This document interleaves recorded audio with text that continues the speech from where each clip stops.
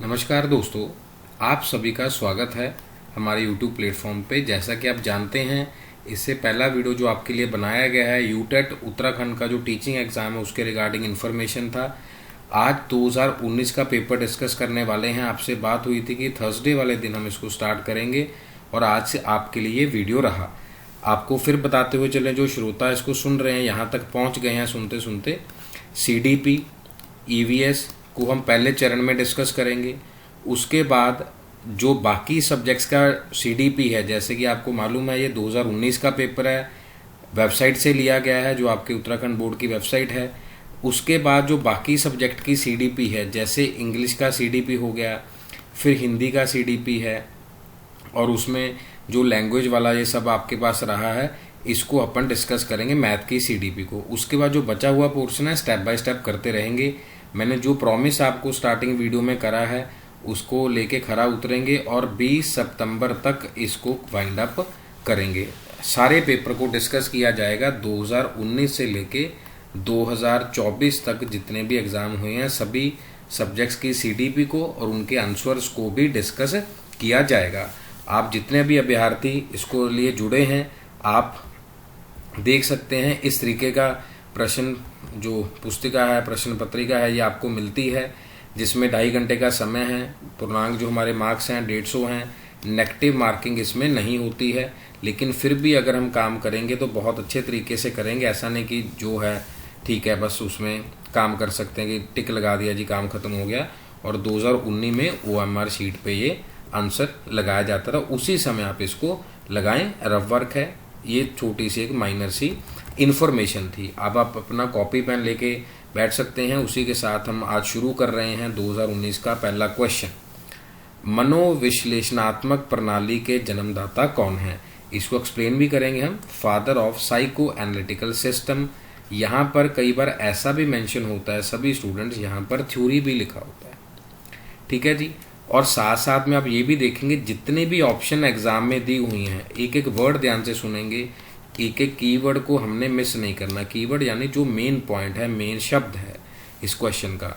Option भी exam में आ सकता है आगे। आप देख लीजिए, वुडवर्थ है, सिगमंड फ्रूड है, कार्ल यंग है, पूरा नाम है, JS रॉस है। आप देखिएगा 2024 तक इनके नाम भी रिपीट होंगे, बिल्कुल रिपीट होंगे। अब कईयों को लगता है सर ये CDP है सिर्फ उत्तराखंड के लिए है, पूरे देश के लिए CDP सेम है जी। अगर ब्लूम टैक्सोनॉमी पढ़ेंगे वो सेम ही है, बस एग्जामिनर का पूछने का तरीका क्या होगा, थोड़ा सा डिफरेंट होगा, अदरवाइज बिल्कुल सेम है। वुडवर्थ है, सिगमंड फ्रूड है, यंग है, JS रॉस है। तो पता है साइको एनालिटिकल थ्योरी किसने दिया था? सिगमंड फ्रूड ने दिया था। हाँ जी, सेकंड क्वेश्चन। विद्यार्थियों की शिक्षा में फिल इन द ब्लैंक्स की महत्वपूर्ण भूमिका होती है। आनुवांशिकता, वातावरण, उपर्युक्त दोनों, इनमें से कोई भी नहीं। Dash play an important role in the education of students. इसके रिगार्डिंग मैंने हिंदी नोट्स आपको कहाँ पर भेज दिए हैं? आज ही भेजे थे, टेलीग्राम के ऊपर भेज दिए। टेलीग्राम पर भी हमारा सेम ही प्लेटफॉर्म है, CDP डिकोड। आनुवांशिकता है, वातावरण है।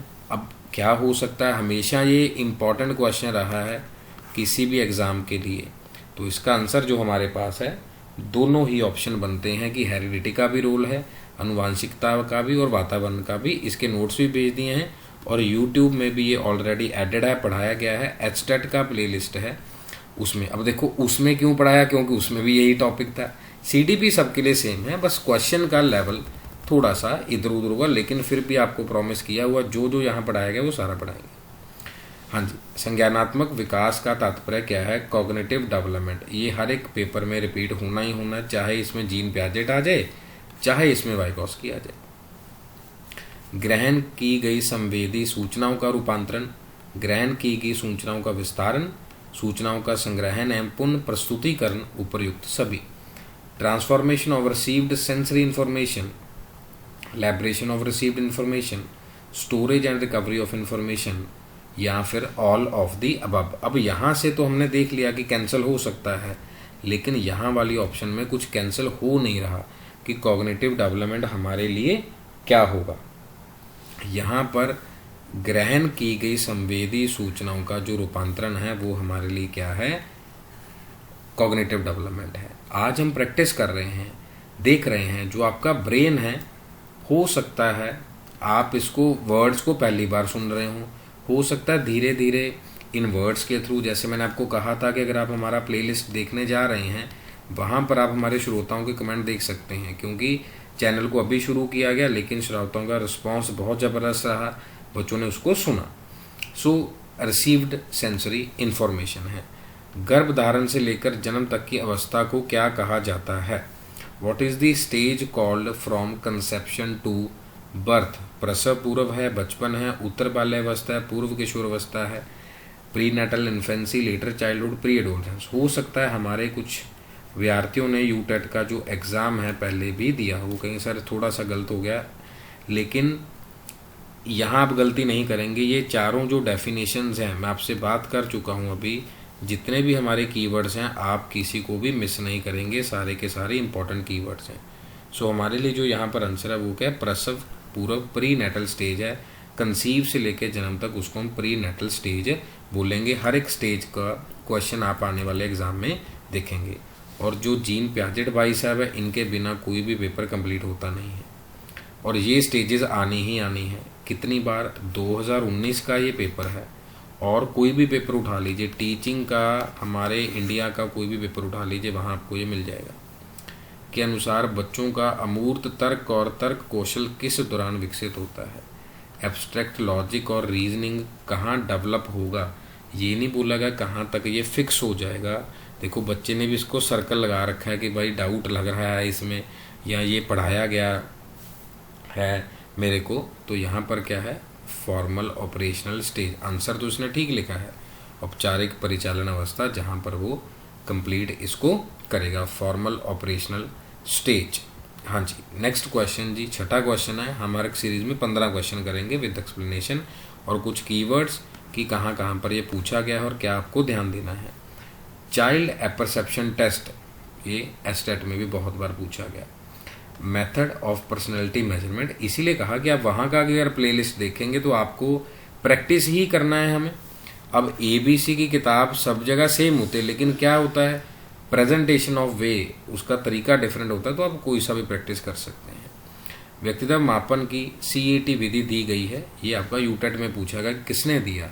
अब स्किनर तो हमें पता है ओपेरेंट कंडीशनिंग वाले हैं, हॉलैंड का डिफरेंट थ्योरी है, मरे का डिफरेंट थ्योरी है, लेकिन यहाँ पर जिन्होंने थ्योरी दिया वो बेलक द्वारा दिया गया।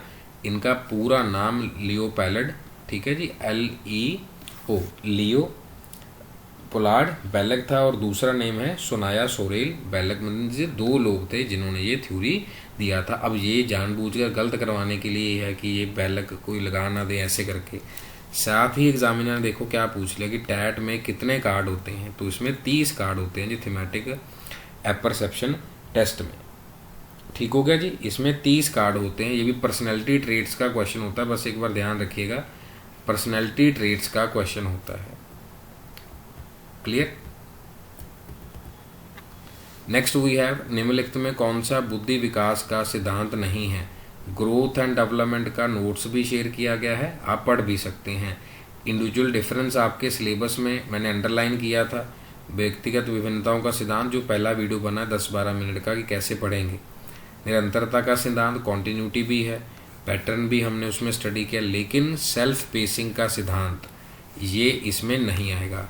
आपके पेपर में नॉट को अंडरलाइन नहीं किया गया, नॉट को डार्क नहीं किया गया है, लेकिन HTET के पेपर में ये दूर से ही दिख जाता है भाई नॉट है। तो उत्तराखंड वाले ये नॉट नहीं दिखा रहे, 2020 में देख लेंगे 21, 22, 23, 24 में आया नहीं है, लेकिन 19 के पेपर में नॉट नहीं है। इन छोटी छोटी चीज़ों से ही क्या करते हैं हम आगे बढ़ते हैं। अगर आप इस वीडियो तक यहाँ तक आ गए हैं तो आप ये समझिए कि शूज़ हैं, एक हमारे पास जूते हैं और उसमें लेसेस हैं, तस्मे बांधने वाले हैं, जो फीता जिसको कहते हैं। शूज़ इतना बड़ा है लेकिन उनमें लेसेस का बहुत बड़ा रोल है। अगर वो टाइट प्रॉपर नहीं होंगे, रनिंग शूज़ में टाइट नहीं होंगे तो गिर जाएंगे, एक्सीडेंट हो सकता है। इसीलिए जो छोटे छोटे वर्ड्स हैं आपको एग्ज़ाम के लिए लेसेस का काम करते हैं, बांधते हैं। सो मेरा वीडियो बनाने का उपलक्ष्य भी यही है कि आप प्रॉपर तैयार रहें एग्ज़ाम के लिए, भागने के लिए। 27 सितंबर बिल्कुल पास ही है, तकरीबन हमारे पास 50 के दिन है। MLL इसको बोला जाता है जी मिनिमम लेवल लर्निंग, न्यूनतम अधिगम स्तर। यहाँ पर इन्होंने फुल फॉर्म नहीं दिया, देखो ध्यान से। यहाँ दे दिया है, यहाँ नहीं दिया है। It is an approach which assumes, किसी भी कार्य को सभी विद्यार्थी न्यूनतम स्तर तक सीख सकते हैं कि इतना तो आ ही जाएगा। यहाँ पर हम इसको पहले ही करेक्ट कर सकते हैं, लेकिन ये नेगेटिव वर्ड है, ये आप प्लीज़ सीखिए कि नेगेटिव कैसे माइनस करना है। नहीं हो सकता, नहीं हो सकता, इसने तो ये पूछा है कि बेसिकली क्या होगा। अब आप कम से कम पढ़ रहे हैं या सीख रहे हैं, आप यहाँ वाली क्लास इतना सीख जाएंगे कि आपकी पुरानी मिस्टेक्स क्या थी अगर आपने पहले एग्ज़ाम दिया है। और आज की जो वीडियो है वो आपका एक सेल्फ एनालिसिस होने वाला है।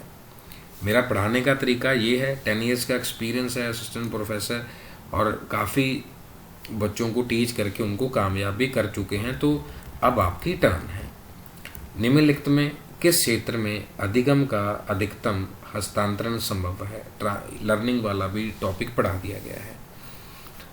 अधिगम, मैक्सिमम ट्रांसफ़र ऑफ लर्निंग कहाँ पॉसिबल हो सकती है? क्या रट्टा मारने में हो सकती है, याद करने में? देख रहे हैं क्या हो सकता है? क्या अबोधन हो सकता है, परसीव किया जा सकता है? अब हमें नहीं पता कि आप कितना अबोधन कर रहे हैं, कितना परसीव कर पा रहे हैं। मैक्सिमम हैबिट फॉर्मेशन, कितनी आदतें आप बना रहे हैं। लेकिन हमारे पास एक ही ऑप्शन है जहां पर चीज़ें जनरलाइज की जाती हैं। अब आपके लिए मैंने बना दिया है, किसी भी वीडियो को देखिएगा वो यही बात कहेगा, PYQ MCQ is equal to selection. कहीं भी देख लीजिए, जहां क्वेश्चन करवाए जा रहे हैं, आपको बताया जा रहा है, इट मीन्स आपकी फ़िक्र करी जा रही है। अदरवाइज सब कहानियाँ हैं, जितनी मर्जी सुन सकते हैं। हाँ जी, नेक्स्ट क्वेश्चन जी। लास्ट के 4 प्रश्न आज की हमारी वीडियो के। अगर आपने और ज़्यादा पढ़ना हुआ, मैंने पहले भी कहा है, आप ज़्यादा पढ़ लेंगे। 15-15 का सेट हम बना के चलेंगे। जिस दिन आपने कह दिया सर 30 एक बार में करवा दो, हम एक बार में करवा देंगे। आप जितना अच्छे से सुनेंगे उतना बढ़िया है। पियाजे के अनुसार प्राक संप्रत्यात्मक एंड अंतरदर्शी अवधि संबंधित है। Piaget pre conceptional and intuitive period is related to संवेदीय पेशीय, मूर्त संक्रिय, औपचारिक संक्रिय, उपरयुक्त में से कोई नहीं है। सेंसरी है, कॉन्क्रीट है, फॉर्मल है, या नन ऑफ दी अबव है। सो यहाँ पर हमारे पास ऐसा कोई भी स्टेज नहीं है जहाँ पर हम प्री कंसेप्शन या इंट्यूटिव पीरियड की बात करते हों, क्योंकि ये पहले कहते थे कि डेवलपमेंट होगी, यानी कि स्टेजेस आएंगी तब जाकर क्या होगी, लर्निंग होगी। लेकिन वाइगॉस्की उल्टा बोलते थे कि लर्निंग होगी फिर ही जाकर डेवलपमेंट होगी। इन दोनों का आपस में ये ऑपोजिट पॉइंट है। अभिप्रेरणा या अभिप्रेरक का भी क्वेश्चन आता ही आता है, पेट क्वेश्चन है जी टीचिंग एग्जाम्स का। चालक सिद्धांत किसके द्वारा दिया गया? ड्राइव थ्योरी किसने दी? विक्टर ब्रूम का हमें पता है एक्सपेक्टेंसी थ्योरी है। मैस्लो का नीड हायरार्की थ्योरी है। स्किनर का ओपेरेंट कंडीशनिंग है। और कुछ बताने की ज़रूरत नहीं है। तो हमारे पास ड्राइव थ्योरी किसने दी? वुडवर्थ ने। उससे पहले ये हल ने थ्योरी दिया था बनाने के लिए, उसके बाद इन्होंने और ज़्यादा इसको एक्सप्लेन किया। आपको ऐसे कीवर्ड याद होने चाहिए टिप्स के ऊपर कि ये किसने थ्योरी दी थी। ये जो ऑप्शन है ओमिट आउट का मतलब होता है कि सारे कैंसिल करके कौन सा ऑप्शन हमारे पास बचा है। धीरे धीरे धीरे आप हमारी आवाज़ को, हमारे तरीकों को धीरे धीरे धीरे आप समझना शुरू कर देंगे। हाँ जी, बुद्धि लब्धि का प्रत्यय प्रस्तुत किया गया है। Concept of IQ has been presented by, IQ लिखा हुआ है, ये जो स्पेलिंग है विलियम वंडेट है, ठीक है जी, ऐसे BWUND, विलियम वंडेट जिनकी लेबॉर्ट्री थी, ठीक है जी। गिलबर्ट हैं, इन्होंने भी काम किया।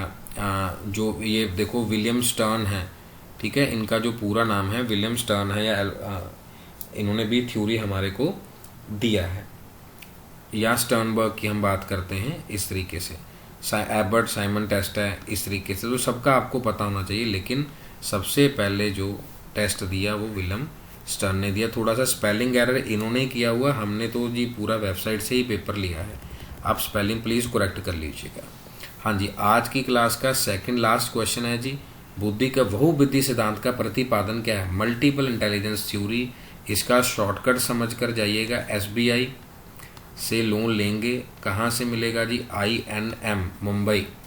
अगर आप देखेंगे चार्ल्स स्पीयरमैन बिल्कुल भी नहीं है, इन्होंने भी थ्योरी दिया, थर्स्टन ने भी थ्योरी दिया, कैटल ने भी थ्योरी दिया, और ये तीनों वर्ड एचटेट वाले में रिपीट हो चुके हैं। अब आपको कि सर एचटेट का जिक्र यहाँ पर क्यों, वहाँ पर भी पूछा गया, हमें क्या पता एग्जामिनर कौन सा पेपर उठा रहा है, इसीलिए आपको सारे पेपर ही बता दिए, सभी का व्यू। ठीक है जी। सो हमारे पास एक ही बच गए, डॉक्टर हॉवर्ड गार्डनर, इनके अगेंस्ट भी थे स्टर्नबर्ग, रॉबर्ट स्टर्नबर्ग, वो भी वर्ड आपको आने वाले समय में मिल जाएगा। अब ये एस का मतलब क्या है जी, आप वैसे को आप बता भी सकते हैं, स्पाशियल है, बी का मीन्स बॉडीली है, आई मीन्स अगर पढ़ा है आपने तो INTER है, ये लॉजिक है, लिंग्विस्टिक है, ये IN का मतलब दोबारा से हमारे पास INTAR मतलब इंट्रा हो गया, अपने साथ हो गया, यहाँ पर ई था, N मीन्स नेचर हो गया, M मीन्स म्यूजिक हो गया। तो इस तरीके से इन्होंने मल्टीपल इंटेलिजेंस थ्योरी को दिया था। हाँ जी, आज का अंतिम प्रश्न 16th क्वेश्चन आपको होमवर्क में देंगे, आप कमेंट करके ज़रूर बताएंगे। उस श्रेणी को पहचानिए जो अधिगम के स्थानांतरण के प्रकारों को सूचित नहीं करती है। Category which does not describe transfer of learning, इनमें से कौन सा ट्रांसफर ऑफ लर्निंग नहीं है। जो हमारे पास ऑप्शन होता है, पॉजिटिव भी होता है जी, नेगेटिव भी होता है, और क्या होता है, ज़ीरो भी होता है। हमारे पास क्या होता है जी, पॉजिटिव भी होता है और ज़ीरो भी होता है। तो इसमें ये वन टेल्ड टू टेल्ड जैसा कुछ नहीं है, मतलब ये थ्योरी इस तरीके से चलती है स्टैट्स में, वन टेल्ड टू टेल ऐसे करके। अगर हम इसको ग्राफ में बनाएंगे तो एक ही साइड ऐसे करके चलेगा, यानी कि ये वाली टेल नहीं है। इस तरीके का horizontal, vertical, unilateral, bilateral is fine, लेकिन वन टेल टू टेल जैसा कोई भी ट्रांसफर ऑफ लर्निंग नहीं है। वैसे यही होता है positive, negative and zero, positive, negative and zero. इन्होंने नेम को क्या किया हुआ जी, चेंज किया हुआ है। क्लियर जी। हाँ जी, ये वाला क्वेश्चन आया हुआ है, वैसे सभी एग्जाम में पूछा गया है, सीटेट में भी पूछा गया है। जैसे हम कह रहे हैं क्रोनोलॉजिकल एज हमारे पास है, mental as upon chronological age, भाई याद रखिए MC, जैसे हम कहते हैं मेंबर काउंसलर, C बाद में आता है ना, तो 5/4 × 100। अब आप खुद कैलकुलेट कर सकते हैं IQ क्या होगा जी, 125। ये आगे हमारे भाई साहब EL थॉर्नडाइक। आपसे मेरी गुजारिश है कि आप प्लेलिस्ट प्लीज़ ज़रूर देखिएगा, जो इससे पहले बनी हुई है, 20-30 वीडियोज़ हैं उसमें भी CDP के ही क्वेश्चंस हैं। दोनों से आपका बहुत ज़बरदस्त प्रैक्टिस हो जाएगा, ये तो करना ही करना है। और इवन 15 को 16 क्वेश्चन करे हैं हूबहू, थोड़े थोड़े कॉन्सेप्ट और सारी चीज़ें मिलती। अब सिगमंड फ्रूड को निकाल तो नहीं सकते, थॉर्नडाइक को निकाल सकते, ये फार्मूला IQ वाला नहीं निकाल सकते। सारी चीज़ें स्टैटिक होती हैं, स्टैटिक, कुछ भी इसमें बदलता नहीं है। जैसे कंप्यूटर के फादर पहले बोला चार्ल्स बैबेज, वो रहे हैं जी अभी, जॉन मैन न्यूमैन है वो भी रहे हैं, एलन ट्यूरिंग है वो भी रहे हैं, तो चीज़ें सेम है। ये 17 वाला आपका क्या है जी, होमवर्क है। 15 16 भी मैंने आपको बता दिया, 17 और 18 जो भी आपको अच्छा लगे आप बता सकते हैं। और हम आपके लिए एक पोस्ट भी करते होते हैं जिसमें भी इम्पॉर्टेंट क्वेश्चन हम डालते हैं, वहाँ पर भी आप रिप्लाई कर सकते हैं। आप सभी उत्तराखंड टेट प्रिपेयर करने वाले विद्यार्थियों का बहुत बहुत धन्यवाद। अच्छे से सुनने के लिए वीडियो के बारे में ज़रूर बताइएगा और इसका आंसर ज़रूर करिएगा। नेक्स्ट वीडियो में हम नेक्स्ट 15 क्वेश्चन करेंगे 2019 वाले पेपर के। बहुत बहुत धन्यवाद जी। अपना और अपने माता पिता का ख्याल रखिए और बहुत अच्छे से पढ़िए। 27 सितंबर को आपका एग्ज़ाम है। Take care.